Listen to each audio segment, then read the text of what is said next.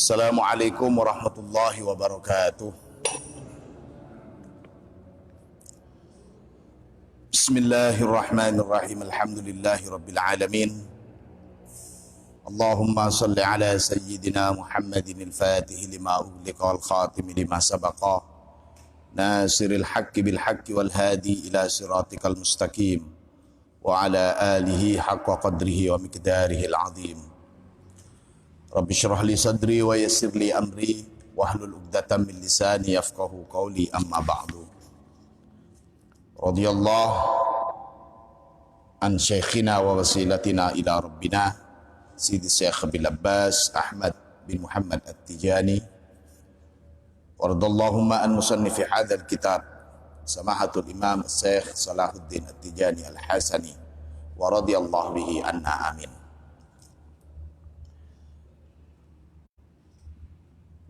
Hadirin wal hadirat jamaah sekalian rahimakumullah. Pertama, marilah kita bersama-sama bersyukur kehadiran Allah Subhanahu wa taala, karena pada malam hari ini kita bisa memulai lagi pengajian rutin Sabtu malam, di mana sudah beberapa waktu lamanya kita sengaja meliburkan pengajian ini, dan insyaallah mulai malam ini dan untuk pertemuan minggu-minggu selanjutnya kita semoga diberikan keistiqomahan, bisa thalabul ilmi, kita bisa terus menjalankan kewajiban kita untuk menuntut ilmu. Para hadirin wal hadirat sekalian rahimakumullah, pada kesempatan kali ini dan untuk waktu-waktu seterusnya, insyaallah kita akan menggunakan kitab Kunuzul Quran, tafsir Al-Quran yang ditulis atau karangan dari Samahatul Imam Syekh Salahuddin At-Tijani Al-Hasani Al-Misri. Kita akan memulai pengajian tafsir ini dengan kitab kecil yang sudah saya bagikan ke panjenengan itu. Kita akan mulai dari surat Al-Fatihah sebagai permulaan surat yang ada di Al-Quran. Kita akan mulai baca di halaman 11 suratul Fatihah. Namun sebelum kita mengkaji tafsiran surat Al-Fatihah dalam kitab ini, mari kita sama-sama melafatkan surat Al-Fatihah mengikuti setelah apa yang saya lafatkan. Kita niatkan talaki pembacaan surat Al-Fatihah. Bukan berarti saya mengatakan panjenengan masih belum bisa baca surat Al-Fatihah, tapi ini untuk keberkahan talaki kita dalam surat Al-Fatihah. Panjenengan mengikuti setelah pelafatan dari saya. A'udzu billahi minasy syaithanir rajim.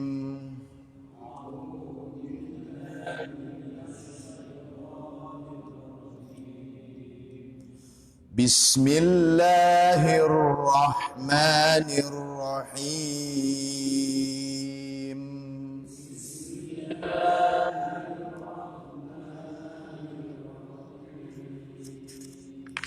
Alhamdulillahi rabbil alamin.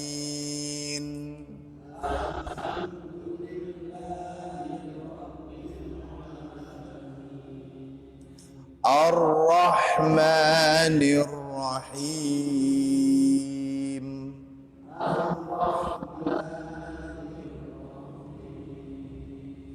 Maliki yaumiddin.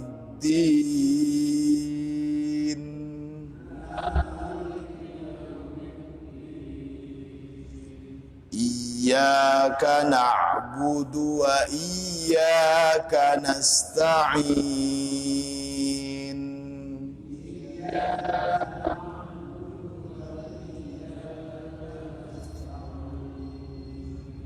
Ihdinas siratal mustaqim.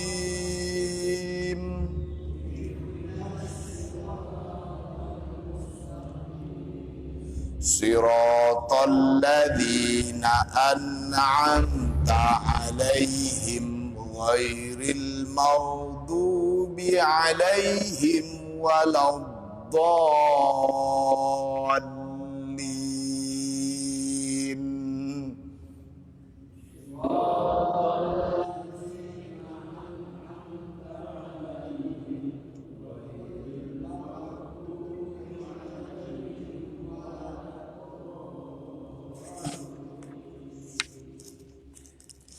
Bismillahirrahmanirrahim. Qala al-musannif, qala Rasulullah sallallahu alaihi wasallam,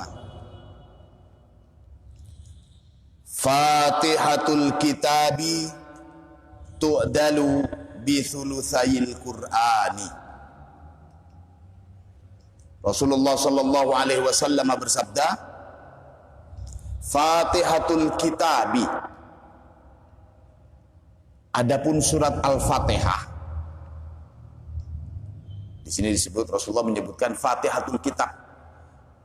Jadi surat Al-Fatihah itu sebagai pembuka Al-Quran, posisinya di pertama. Jadi meskipun pembukuan Al-Quran itu setelahnya Rasulullah, setelah Rasulullah wafat, tapi untuk peletakan surat-surat di dalam Al-Quran itu bukan berarti itu hasil karya sahabat, bukan.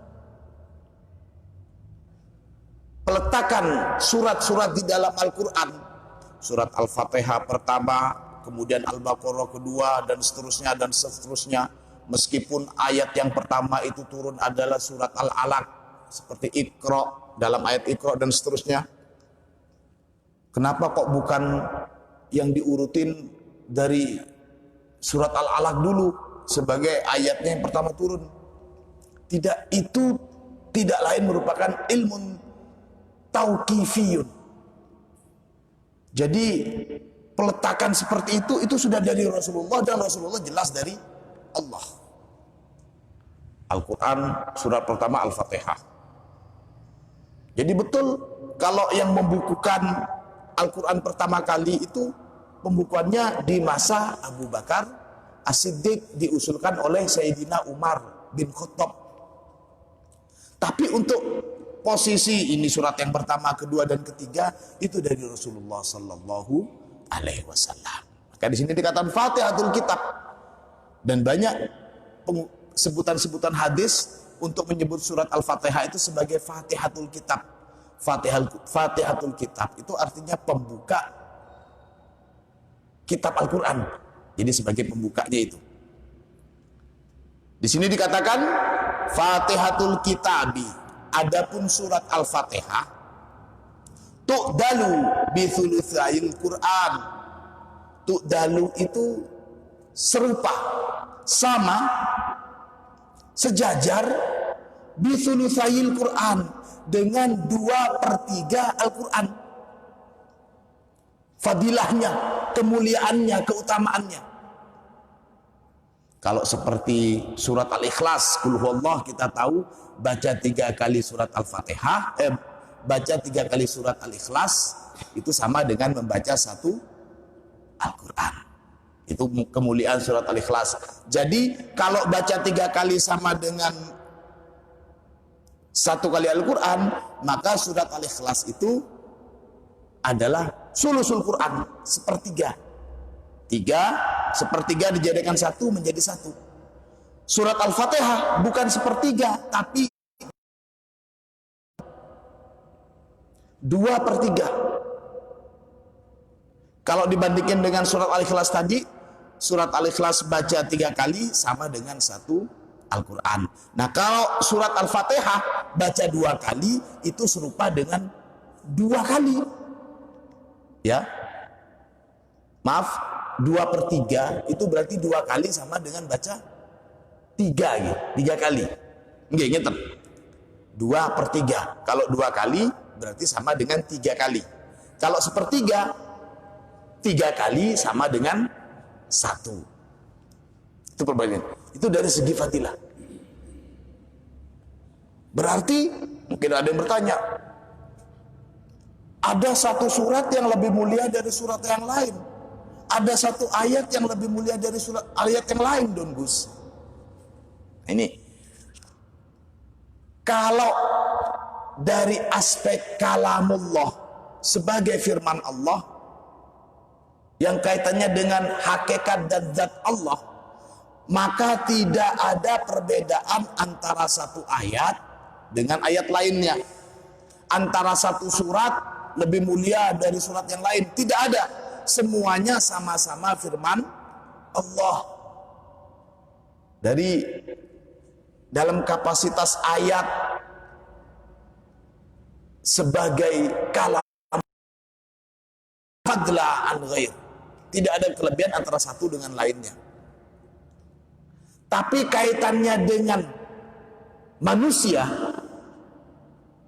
ada yang satu lebih utama daripada yang lainnya. Dan hadis-hadis Nabi seperti ini menjelaskan itu.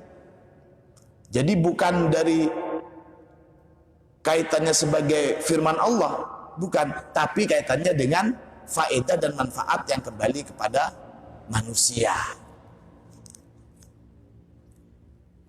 Itu. Sini dikatakan Fatihatul Kitabi tu'dalu bi thulutsail Quran. Kita membaca surat Al-Fatihah. Ini saking mulianya surat Al-Fatihah. Surat yang mungkin kita sudah menghafalnya sejak pertama kali mengenal Islam, kita sudah menghafal surat Al-Fatihah. Dan semakin kita mengetahui fadilahnya surat Al-Fatihah, semakin kita mengetahui dalamnya isi dan kandungan surat Al-Fatihah, maka semakin di sanalah kita bacaan surat Al-Fatihah semakin bernilai, semakin bermakna.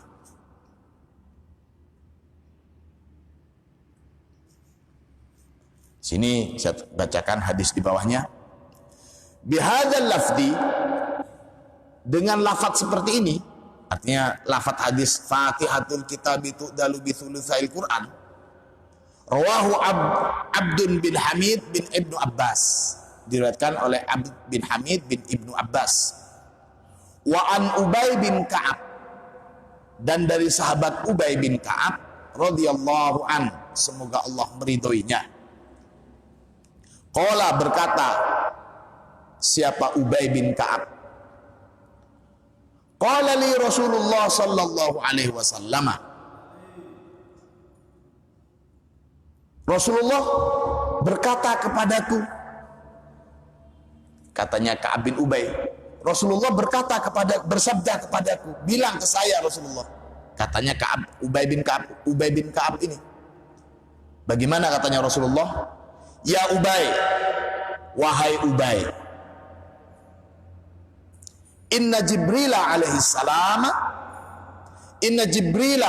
salamu, sesungguhnya malaikat Jibril amaroni an aqra'a alaikal Quran.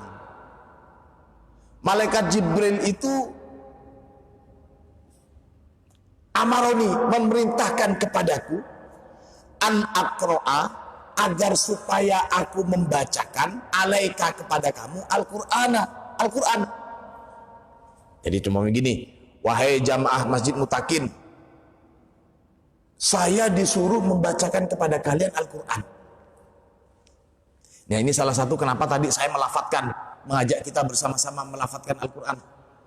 Jadi untuk Al-Quran model seperti ini, talaki, kemudian mendengarkan, bisima, kemudian talaki, itu tidak lain adalah tradisi mulai dari Rasulullah.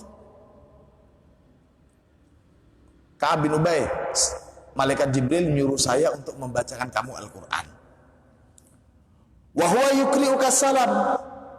Malaikat Jibril kirim salam untuk kamu. Ini sedemikian hebatnya sahabat Ka'ab bin Ubay ini, sampai malaikat Jibril juga kirim salam. Yang kirim salam malaikat Jibril, bukan malaikat penyebut nyawa ya. Malaikat Jibril ini kirim salam. Qultu, kemudian aku berkata, katanya Ka'ab, saat Ubay bin Ka'ab, ya Rasulullah, wahai Rasulullah, innahu kama kanat li minka khosatun bi qiraatil Qur'an. Wahai Rasulullah, sebagaimana engkau memiliki kekhususan bagiku ketika membaca Al-Quran. Ayatnya sama, tapi kalau dibacakan oleh Rasulullah tentu beda niat. Ayatnya sama. Dan guru-guru kita ini juga mendengarkan bagaimana Rasulullah membaca Al-Quran. Lu dari mana Gus? Kita kan nggak pernah ketemu Rasulullah. Iya, dari kiai-kiai kita dari kiai beliau, kiainya terus sampai dari Rasulullah diperdengarkan. Itu model talaki. Jadi bacaan-bacaan Al-Quran yang kita dengarkan dari guru kita itu adalah bacaan Al-Quran sebagaimana dilantunkan atau dilafadzkan oleh Rasulullah. Itu yang disebut dengan bacaan mutawatir bisanadil muttasil ila Rasulullah. Jadi enggak sembarangan. Maka mendengarkan bacaan Al-Quran itu saja sudah mendapatkan pahala. Belum lagi membacanya. Maka katanya Ubay bin Ka'ab, wahai Rasulullah, engkau itu kalau baca Al-Quran merupakan satu kekhususan bagi saya. Khussani bi thawabil Qur'an mimma 'allamaka Allah wa atla'aka alaihi. Khussani, katanya Ubay bin Ka'ab, coba berikan saya satu kekhususan pahala Al-Quran yang Allah ajarkan kepada engkau ya Rasulullah. Ajarkan kepada saya kekhususan, arti pahala khusus baca Al-Quran yang Allah ajarkan kepada engkau. Qala, Rasulullah bersabda, na'am ya Ubay. Ya, wahai sahabat Ubay. Ayyuma muslimin. Nah ini, jadi bukan untuk sahabat Ubay saja ini. Sabda Rasulullah ini berlaku untuk semua saja, termasuk kita. Sabda Rasulullah begini, ayyuma muslimin, siapa saja seorang muslim, baik laki-laki atau perempuan, orang Arab atau ajam, besar, kecil, tua, muda, siapa saja seorang muslim, qara'a surata Fatihatil Quran, membaca surat Al-Fatihah. Siapa saja muslim yang membaca surat Al-Fatihah, faka'annama qara'a sulusayil Quran, maka itu sama seperti dia sudah membaca 2/3 Al-Quran. Kita membaca satu surat Al-Fatihah, itu seperti halnya kita membaca 2/3 Al-Quran pahalanya. Sedemikian besarnya fadilah membaca surat Al-Fatihah. Wa ka'annama, bukan cuma itu, bukan cuma mendapatkan pahala seperti membaca 2/3 Al-Quran. Diteruskan hadis Nabi, wa ka'annama, dan seakan-akan tasaddaqa ala kulli mu'minin wa mu'minatin. Membaca satu kali surat Al-Fatihah itu selain pahalanya sama dengan membaca 2/3 Al-Quran, dia juga sama dengan orang yang mengeluarkan sedekah kepada kullu mu'min wa mu'minatin, kepada seluruh orang mukmin dan mukminah. Bukan cuma mukmin dan mukminah desa Sudimoro saja, bukan cuma mukmin dan mukminah Kabupaten Malang saja, tapi seluruh mukmin dan mukminah di sini ataupun di sana, yang masih hidup ataupun yang sudah mati. Sedemikian besarnya rahmat Allah, sampai orang yang cuman baca surat Al-Fatihah itu ganjarannya sebegitu besarnya. Allahumma sholli ala Muhammad. Rawahu Syajari fi amaliyatil khamisah. Ini hadis begini. Pun itu yang pertama tentang fadilah besarnya pahala orang yang membaca surat Al-Fatihah. Jadi walaupun kita baca surat Al-Fatihah kelihatannya sepele, tapi nilai fadilah yang kita lafadzkan surat Al-Fatihah itu sangat-sangat luar biasa.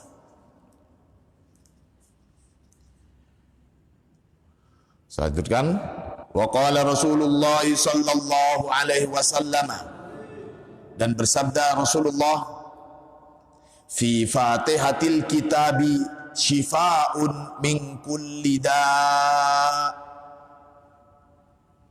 Fi fatihatil kitab, di dalam kandungan surat Al-Fatihah, shifaa'un, terdapat obat, min kulli da', dari segala penyakit.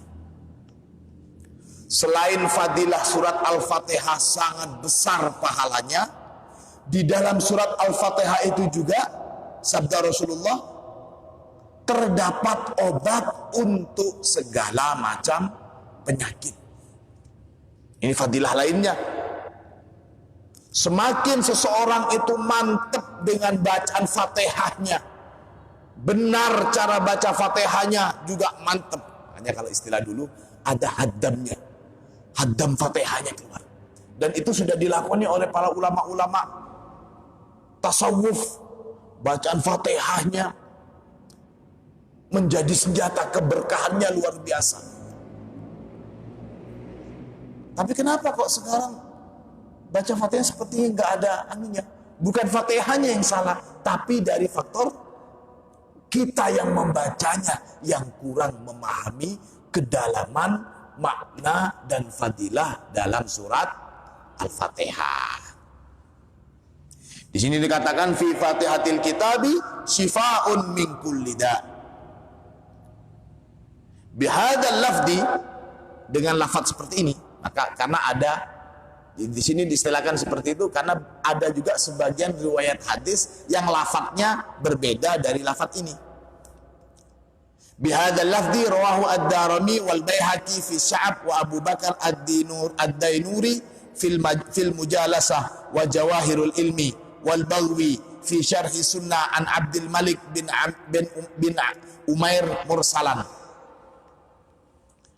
Wa bilafdin, ada juga riwayat bacaan lainnya, Fatihatul kitabi shifaa'un min kulli da'in illa sam. Surat Al-Fatihah itu shifa'un, adalah obat, min kulli da'in, dari semua jenis penyakit. Sakit apa saja dengan izin Allah, maka keberkahan surat Al-Fatihah bisa mengobati penyakit tersebut.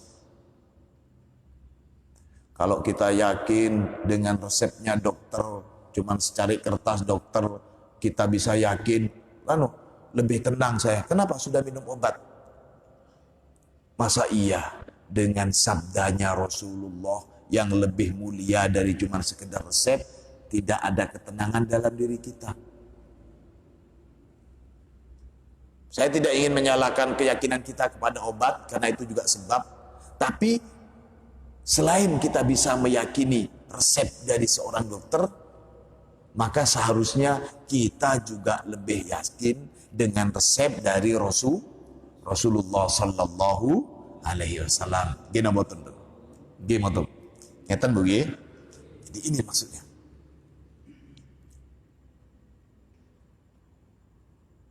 Jadi surat Al-Fatihah itu menjadi obat untuk segala penyakit illa sam, kecuali racun. Kalau racun nggak bisa diobati dengan surat Al-Fatihah. Apa yang dimaksud dengan racun di sini? Wasamu al-mautu. Yang maksud racun di sini adalah kematian. Jadi kalau sudah ajalnya detik ini, waktunya mati, dibacakan surat Al-Fatihah berapa kali pun, tetap kalau sudah ajal tidak mungkin bisa perpanjang lagi. Kalau sudah ajal, wiswayai, sudah waktunya. Mau dibacakan berapa kali surat Al-Fatihah, kalau sudah waktunya kembali kepada Allah, tidak bisa tertawar lagi. Itu.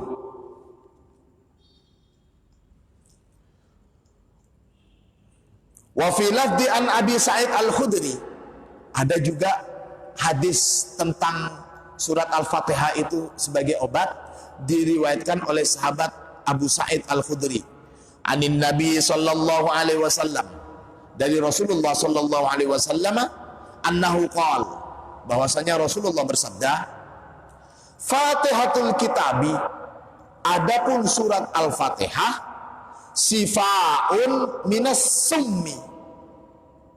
Surat Al-Fatihah itu menjadi obat minas summi, dari racun.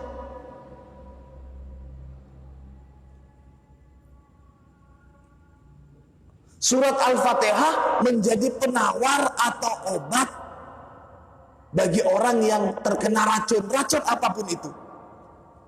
Racun apapun. Mungkin bahasa sekarang racun itu sama dengan virus. Virus apapun itu. Di sini diteruskan, rawahu al-Baihaqi fi Sya'ab wa Abu Syekh fi Thawab wa Sa'id bin Mansur wa Dailami fi Musnadil Firdaus. Wa ani Sa'ib bin Yazid annahu qala, ada sahabat Sa'ib bin Yazid, dia berkata, awwadani Rasulullah, awwadha, memberikan perlindungan, ni kepadaku Rasulullah. Siapa Rasulullah? Jadi dia cerita, Rasulullah pernah memberikan perlindungan kepadaku.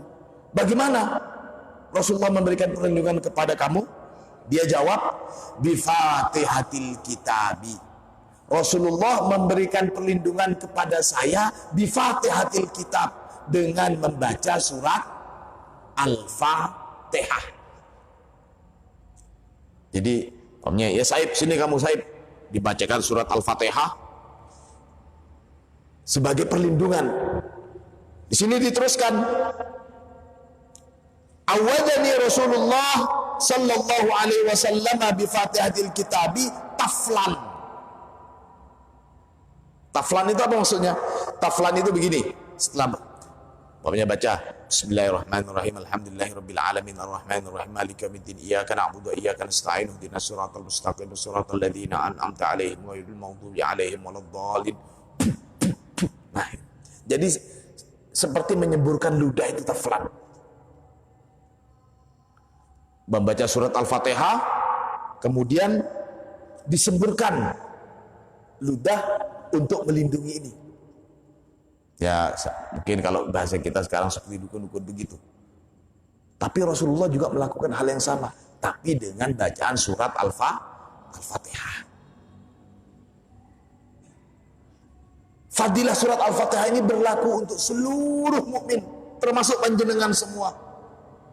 Bagaimana panjenengan meyakini surat Al-Fatihah, maka di sanalah semakin panjenengan yakin dengan surat Al-Fatihah, semakin ampuh surat Al-Fatihah untuk panjenengan. Surat Al-Fatihahnya sama, tapi siapa yang membaca surat Al-Fatihah itu juga hal yang tidak kalah pentingnya. Dan semuanya bisa. Tentu sambil lalu kita berdoa, mudah-mudahan Allah memberikan keberkahan kepada kita untuk bisa semakin meyakini keberkahan surat Al-Fatihah. Kurang berapa menit lagi? Masih panjang. Karena ini ada cerita sedikit. Ini banyak ceritanya di sini nih. Wa an Abi Sa'id Al-Khudri, dan dari sahabat Abi Sa'id Al-Khudri juga saya bacakan di sini, anna nasan min ashabi Rasulillah sallallahu alaihi wasallam kanu fi safarin famarru bihayyin min ahya'il Arab fastadafuhum falam yudifuhum faqalu lahum hal fikum rakin. Di sini anna nasan min ashabi Rasulillah, ada sebagian orang-orang dari sahabat Rasulullah itu kanu fi safarin, mereka berada dalam bepergian, dari dalam perjalanan. Famarru bihayyin min ahya'il Arab, min ahya'il Arab. Kemudian mereka, para sahabat Nabi ini yang sedang berjalanan, perjalanan jauh tentunya. Marru bihayyin min ahya'il Arab, mereka melewati satu perkampungan dari beberapa perkampungan orang Arab. Jadi perjalanan jauh, kemudian singgah di satu perkampungan. Hayyun itu sama dengan perkampungan. Mungkin ada desa, ada kecamatan, perkampungan. Kalau di sini perkampungan apa namanya? Kalau di sana ada ledoan, kalau di sini kerajaan. Nah, kerajaan. Jadi di sini marru bihayyin min ahya'il Arab, kemudian melewati satu perkampungan. Kalau di sini lewat di perkampungan kerajaan. Nah, menjadi tradisi dulu mungkin orang yang sedang bepergian itu mereka biasa meminta jamuan untuk dimakan dari tuan rumah yang dikunjungin. Jadi biasa dulu. Jadi di sini dikatakan fastadofuhum. Sebagian sahabat Nabi yang sedang bepergian ini, dia mampir ke satu rumah ke rumah lainnya di satu perkampungan. Assalamualaikum. Waalaikumsalam. Ada apa? Pak, Bu, ini kami sedang bepergian, kami sedang dalam musafir. Kami belum makan. Apakah ada jamuan? Nah, itu biasa tradisi Arab itu begitu, memuliakan tamu. Tradisi memberikan jamuan kepada tamu itu satu kehormatan. Nah, mereka juga begitu. Dari satu rumah, apakah ada jamuan untuk kita makan? Kami adalah musafir. Maaf, gak ada. Jadi dari satu rumah ke rumah lain diminta, gak dapat, gak ada yang mau menjamu mereka. Datang dari pintu ini, gak dikasih. Ini minta untuk dijamu, mau menjadi tamu mereka. Tamu, kalau sudah tamu berarti mendapatkan hak untuk jamuan. Bolehkah kami menjadi tamu? Kami ini musafir. Oh, maaf, ngapunten. Nah, itu ditolak. Sini dikatakan falam yudifuhum, penduduk perkampungan tersebut yang disinggahin nggak ada yang mau menerima mereka sahabat Nabi itu sebagai tamu. Mungkin alasannya karena nggak ada yang mau disuguhin, atau karena orang asing nggak kenal, samalah dengan kita. Jadi tradisi-tradisi kalau di tengah jalan di lampu merah, tahu-tahu Pak ngapunten, atau kalau sekarang bahasanya sudah pakai ngamen atau bersihin kaca, tapi maksudnya adalah untuk diberi nafkah ala kadarnya. Itu pengemis. Kalau dahulu bukan, tradisi seperti itu bukan tradisi pengemis, tapi memang mereka menawarkan diri untuk menjadi tamu. Kalau sudah menjadi tamu, maka mereka punya hak untuk dijamu. Ada tradisi seperti itu. Tapi ternyata mereka menawarkan diri untuk menjadi tamu, nggak ada satupun rumah dari penduduk kampung tersebut yang mau menjadikan mereka sebagai tamu. Jadi dikatakan falam yudifuhum, hanya setelah datang ke satu rumah ke rumah lain yang enggak dia yang tamu, para sahabat Nabi ini kemudian berdiam yang jadi musafir. Tidak lama kemudian datanglah beberapa orang dari penduduk kampung itu. Faqalu lahum, penduduk kampung itu bilang kepada mereka, kepada sahabat Nabi ini bilang, hal fikum rokin, apakah ada orang yang bisa meru'yah? Faham ru'yah gitu? Panjenengan faham ru'yah gitu? doa model katanya model seperti jampi-jampi didoakan. Biasanya di sini di ru'ya itu kalau orang yang kejinan apa itu. Padahal ru'ya itu bukan konotasinya dengan yang kejinan atau bukan, tapi penyakit yang lama nggak sembuh kemudian mengobati penyakit-penyakit jasmani itu juga ru'yah istilahnya. Hal fikum rokin, adakah yang bisa meru'yah? Jadi penduduk kampung yang tadi nggak mau menerima sahabat Nabi untuk dijadikan tamu, datang lagi akhirnya. Ada yang bisa meru'yah nggak? Fa inna sayyidal hayyi ladigun aw musabun. Ada yang bisa meru'yah nggak di antara kalian? Karena pemimpin kampung kami, pemimpin kampung Sayyidul Hayy itu, kalau kerajaan itu tadi apa namanya? Kami tuonya. Nah, Sayyidul Hayy itu kami tuo. Ada yang bisa meru'yah enggak? Karena kami tuo kami itu sedang tertimpa musibah. Dia tersengat ular. Sakit. Ketua kampung kami tersengat ular, sakit. Ada racun ularnya. Faqala rajulun minhum. Kemudian salah satu orang dari sahabat Nabi itu bilang, "Naam, ya saya bisa. Saya bisa meruqyah." Fatahu, maka datanglah orang tadi, si sahabat yang bilang bisa itu. Faraqahu bi Fatihatil Kitab. Datang dia kepada si kabituonya itu. Dilihat mana sakitnya. Faraqahu bi Fatihatil Kitab. Kemudian diruqyah. Si kabituo yang tersengat ular itu diruqyah bi Fatihatil Kitab dengan membaca surat Al-Fatihah. Fabara ar-rajul. Nah, setelah diruqyah dengan membaca surat Al-Fatihah, ternyata si kabituo yang terkena sengatan ular itu sembuh. Dia sembuh. Fa'u'tiya qati'an min ghanamin. Karena sembuh, kemudian orang-orang kampung itu ingin ngasih kambing. Tadi diminta, nggak dikasih. Tadi minta mau si sahabat Nabi ini menawarkan diri untuk jadi tamu, kemudian agar supaya dijamu. Nggak ada satupun yang mau memberikan jamuan. Tapi setelah berhasil meruqyah dengan surat Fatihah, tahu-tahu salah satu penduduk kampung mau memberikan kambing untuk dimakan. Mau diberi kambing. Fa'utiya qati'an min ghanam. Fa'aba ayyaqbalaha. Maka si salah seorang sahabat Nabi tadi yang berhasil menyembuhkan kami tuonya itu, ada ayyaqbalaha, menolak untuk menerima kambing tersebut. Wa qala hatta adzkura dzalika lin nabi. Sebagian lain mengatakan ketika mau dikasih kambing, dia nggak langsung terima, tapi langsung bilang ke Rasulullah, menceritakan semuanya peristiwa itu kepada Rasulullah. Fa'atan nabiyya fadzakara dzalika lahu. Si sahabat ini yang tadi sudah berhasil meruqyah datang ke Nabi dan menceritakan peristiwa tadi itu.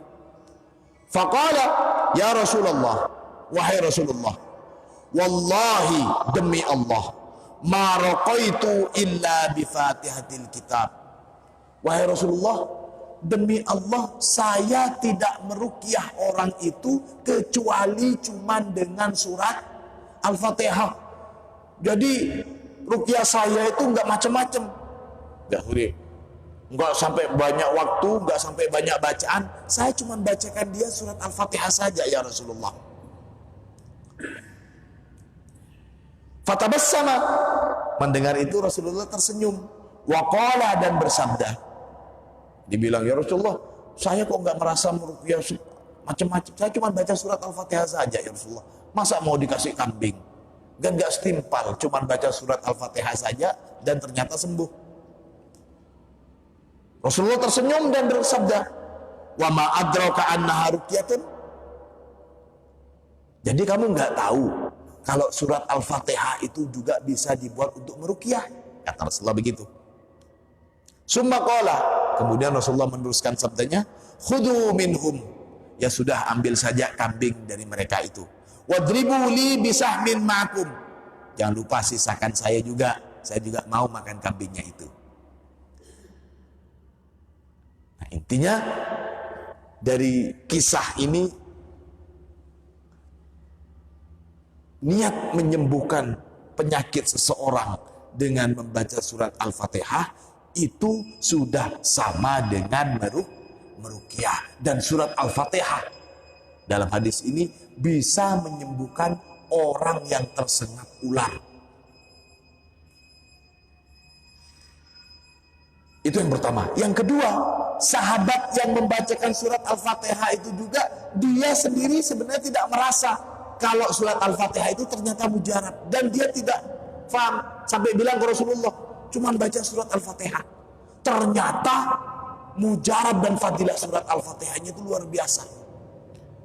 Nah, itu bisa jadi juga dengan kita. Selama ini kita mungkin menganggap surat Al-Fatihah